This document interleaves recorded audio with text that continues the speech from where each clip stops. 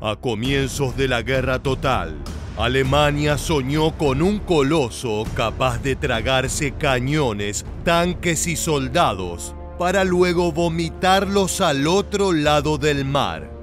El Messerschmitt Me 323 Gigant. La promesa era enorme: llevar en un solo vuelo lo que para otros requería una flota entera, atravesar el mar y alimentar un frente que se moría de sed y combustible. Con su silueta desmesurada y 6 hélices, parecía un milagro logístico, hasta que el cielo empezó a cazar gigantes. En la ruta de Sicilia a Túnez, la guerra le tendió una emboscada y la ballena voladora se convirtió en blanco antes que en salvación. Un día de abril de 1943 selló su destino y cambió el mapa de la campaña. Este es el ascenso y caída de un gigante que quiso sostener al Reich, pero terminó arrastrándolo hacia el fondo. Este hexamotor fue inicialmente concebido como un planeador enorme, pero además de ello, sirvió en muchos frentes como el caballo percherón del grupo de transporte de la Luftwaffe. Originalmente concebido para la invasión de Inglaterra, el Gigant fue la clave de un tipo de guerra completamente nuevo, una guerra basada en la movilidad de las tropas. Cuando el Tercer Reich aún avanzaba como un relámpago por Europa, el alto mando alemán comenzó a soñar con el siguiente paso: una invasión aerotransportada masiva.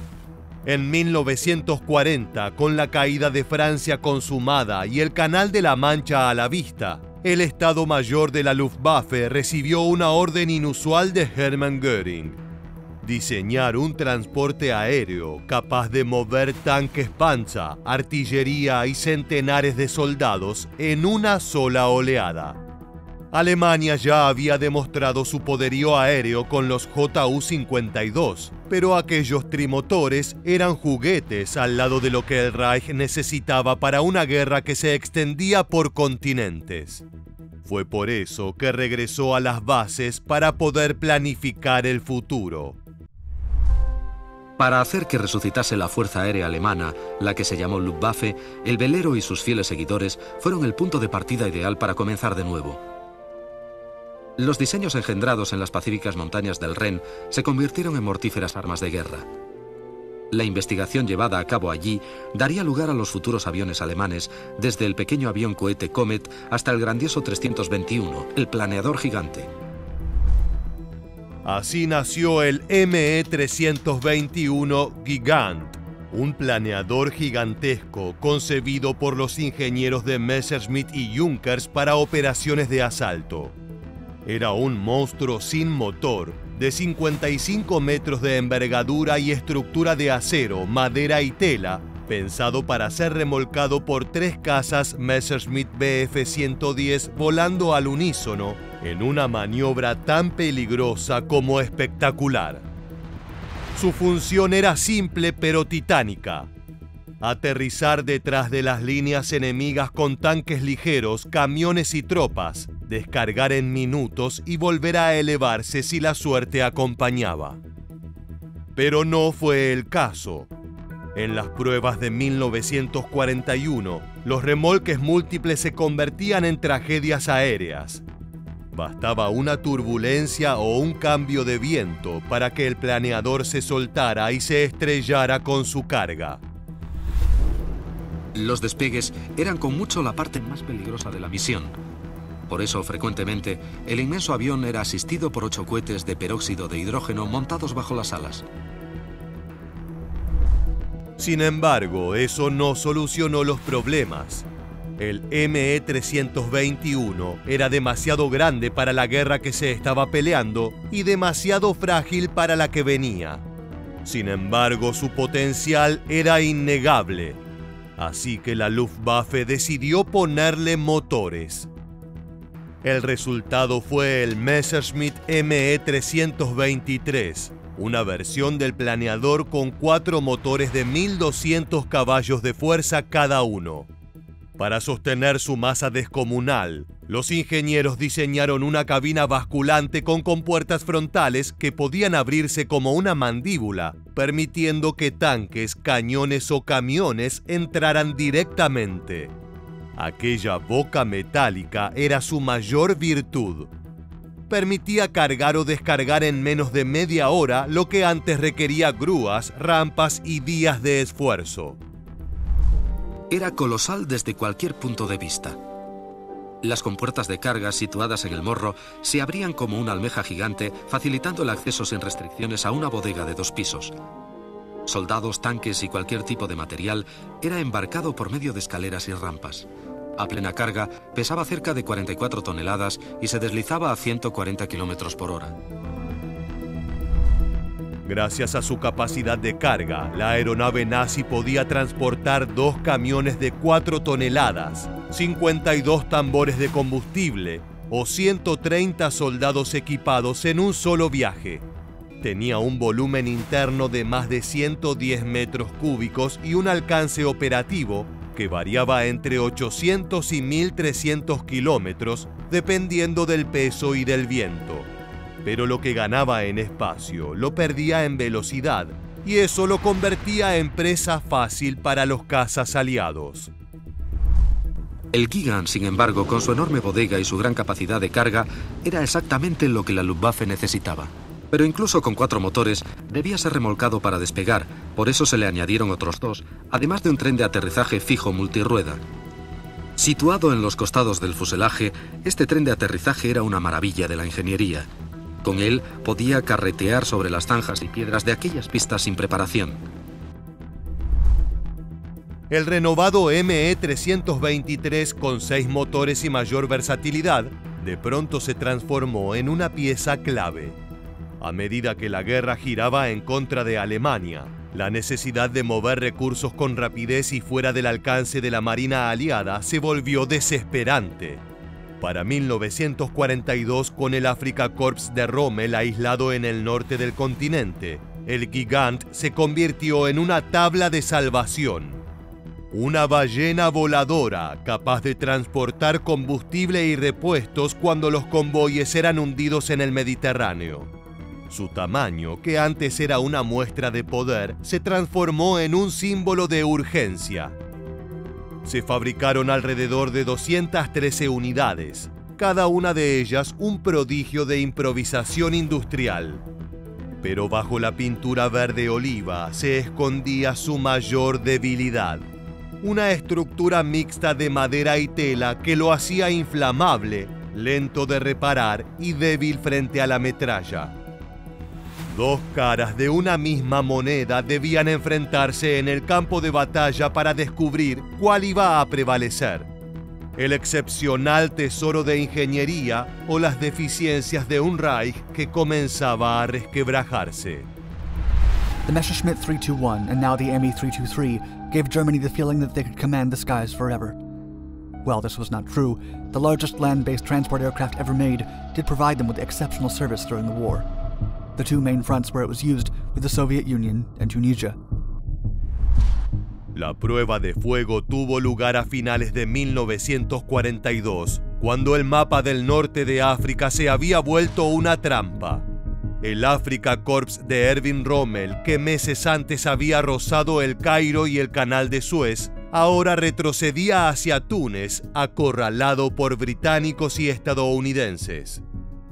Las rutas marítimas estaban perdidas. Los convoyes que intentaban cruzar el Mediterráneo desde Sicilia eran cazados uno tras otro por los destructores y submarinos aliados.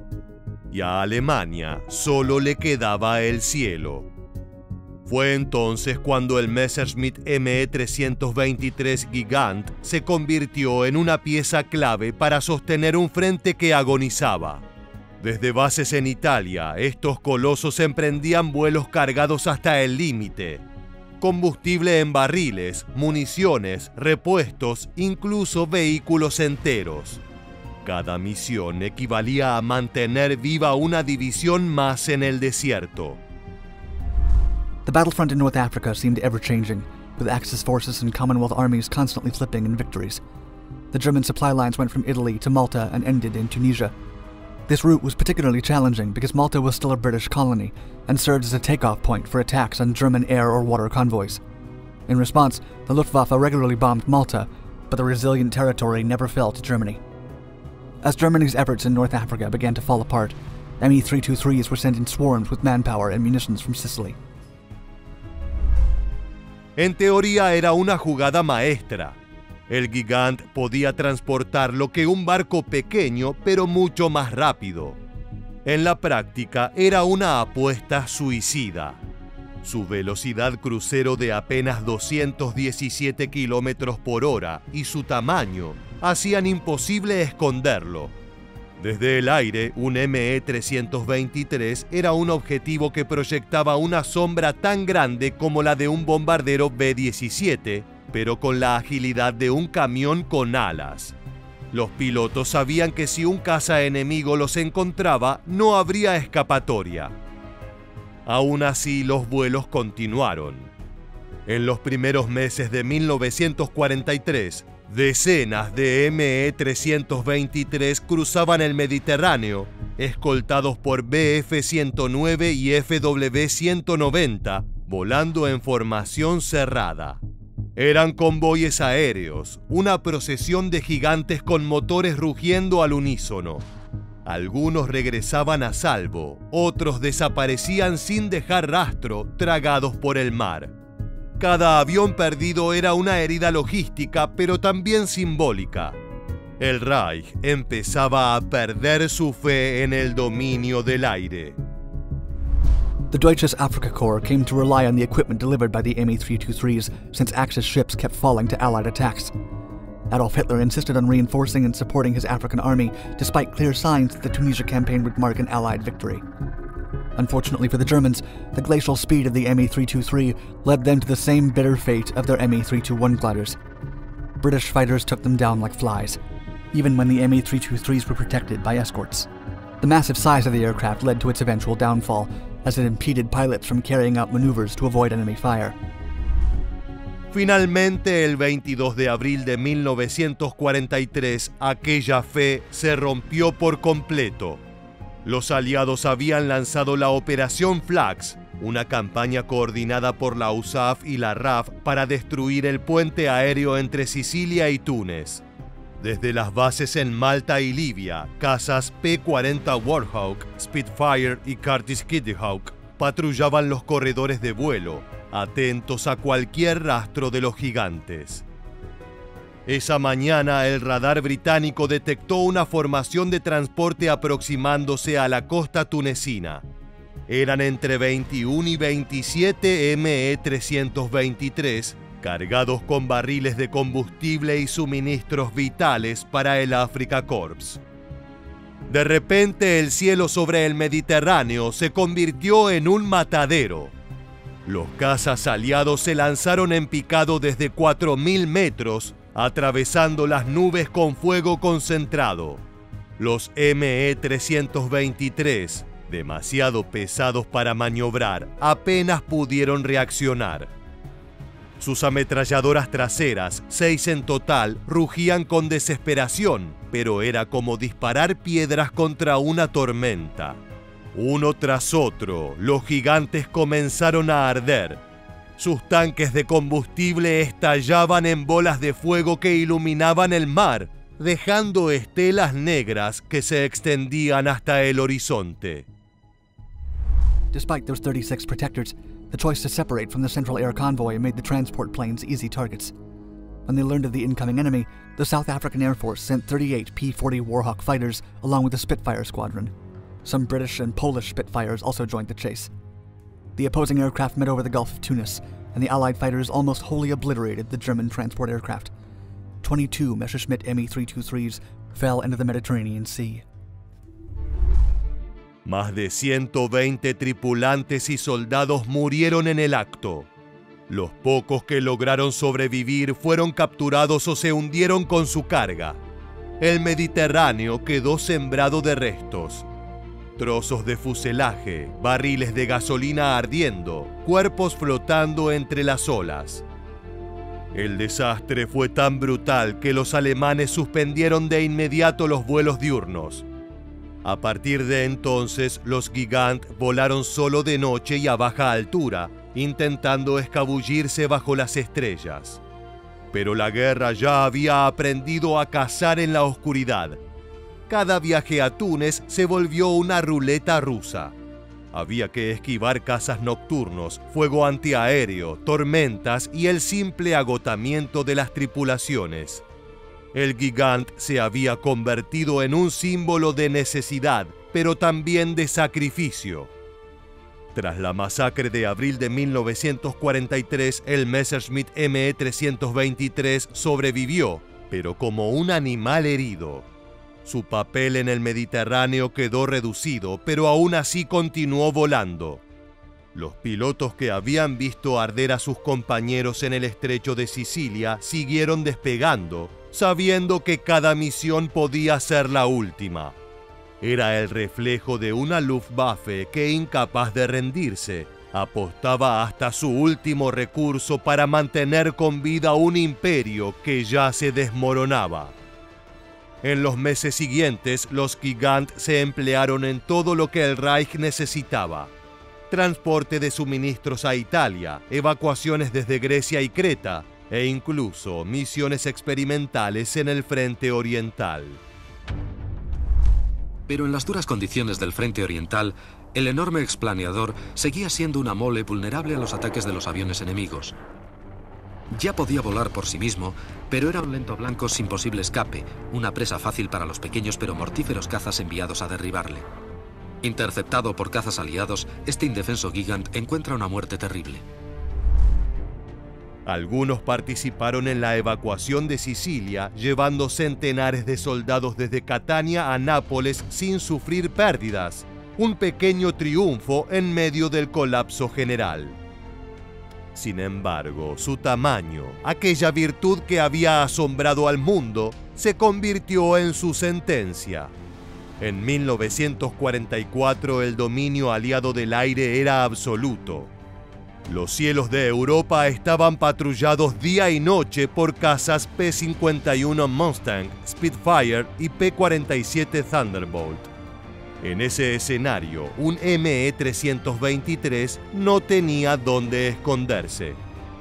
Los escoltas alemanes eran cada vez menos y el combustible más escaso. La Luftwaffe necesitaba cazas, no gigantes torpes que apenas podían levantar el vuelo cuando estaban cargados. Su producción se detuvo ese mismo año. Solo 213 unidades fueron construidas y muchas quedaron fuera de servicio por falta de repuestos o por el simple desgaste de materiales pobres.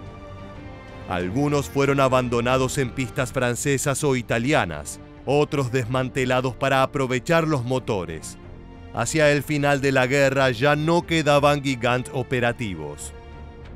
El Me-323 fue un símbolo de la ambición desmesurada del Reich. Un proyecto grandioso que nació demasiado tarde en el peor contexto posible. Había demostrado que el transporte aéreo estratégico podía cambiar el ritmo de una campaña, pero también que su éxito dependía de dominar el cielo. Sin cobertura aérea, todo ese poder de carga no servía más que para llenar el mar de restos humeantes. En los años posteriores, ningún país intentó construir algo parecido. Ni siquiera Estados Unidos o la Unión Soviética se atrevieron a repetir el experimento en tiempos de guerra. La tecnología se inclinó hacia transportes más rápidos, blindados y maniobrables. El C-47 Dakota, el C-54 Skymaster y más tarde el C-130 Hércules se convirtieron en los verdaderos herederos funcionales del concepto que el Me-323 había adelantado, pero con una lección grabada a fuego. La velocidad salva más vidas que el volumen. El Messerschmitt Me-323 Gigant quiso ser un milagro logístico. En la mesa de diseño parecía invencible, pero en el Mediterráneo fue presa lenta. Cuando el Reich necesitó velocidad y sigilo, ofreció volumen y horizonte. Su historia es la de una apuesta grandiosa y tardía, un sueño de acero, lona y voluntad que se estrelló contra la realidad del cielo enemigo. En sus alas viajaba la ilusión de un imperio que aún creía poder dominar la guerra con tamaño, cuando el tiempo ya pertenecía a los rápidos. El ME-323 no cayó solo, arrastró con él la certeza alemana de que la tecnología podía torcer el destino. Y en su incendio, los nazis aprendieron que hasta los gigantes, cuando el cielo se vuelve enemigo, terminan cayendo. De esta forma llegamos al final. Si te gustó este video, te esperamos en nuestra próxima entrega para seguir descubriendo la historia militar.